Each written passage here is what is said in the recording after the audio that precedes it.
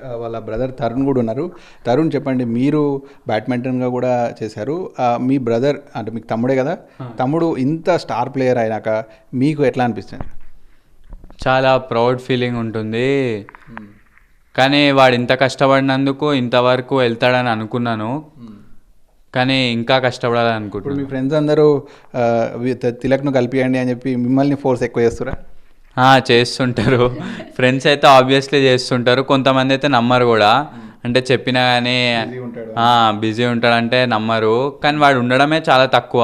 హైదరాబాద్కి వచ్చేది కూడా నాకు తెలిసి మ్యాక్సిమం 1-2 months ఉంటాడు ఇయర్ మొత్తంలో. సో అప్పుడు కూడా వాడు అకాడమీకి వెళ్ళి అటు ఫిట్నెస్, సో మళ్ళీ స్లీప్ కూడా ఇంపార్టెంట్. సో అలా పడుకుంటుంటాడు. లేకపోతే నేను వాళ్ళని పక్క కల్పిస్తుండే, కానీ ఇప్పటికీ కొంతమంది అయితే నమ్మరు. ఇప్పుడు మనం టీవీలో చూస్తుంటాం, విరాట్ కోహ్లీ కావచ్చు, సచిన్, ధోని, ఇట్లా అందరు ఎంతోమంది స్టార్స్ని చూస్తుంటాం. అట్లాంటి స్టార్స్ అందరితో ఇప్పుడు మీ బ్రదర్ అక్కడ షేర్ చేసుకోవడం, క్రికెట్ ఆడడం వాళ్ళతో ఎట్లా అనిపిస్తుంది? అది చాలా ప్రౌడ్ ఫీలింగ్. అంటే అదొక డ్రీమ్ అనుకోవాలి. అంటే వాళ్ళని చూడడం కూడా ఒక డ్రీమే. ఇంకా వాళ్ళతో మాట్లాడుతున్నామంటే కొంచెం సేపు అయితే నాకు స్టార్టింగ్లో అసలు మాటలు కూడా వచ్చేవి కాదు వాళ్ళతో ఇలా మాట్లాడుతుంటే. కానీ వాళ్ళు చాలా బాగుంటారు, అంటే చాలా పొలైట్గా మాట్లాడతారు. అలా వాళ్ళకి ఏముండదు, ఎవరినని ఈక్వల్గా చూసి మంచిగా మాట్లాడతారు. సచిన్ మీ ఇంటికి వచ్చాడు. సచిన్ చూడడానికి దేశ దేశాలు పరిగెట్టి క్రికెట్ చూసేవాళ్ళు ఉన్నారు.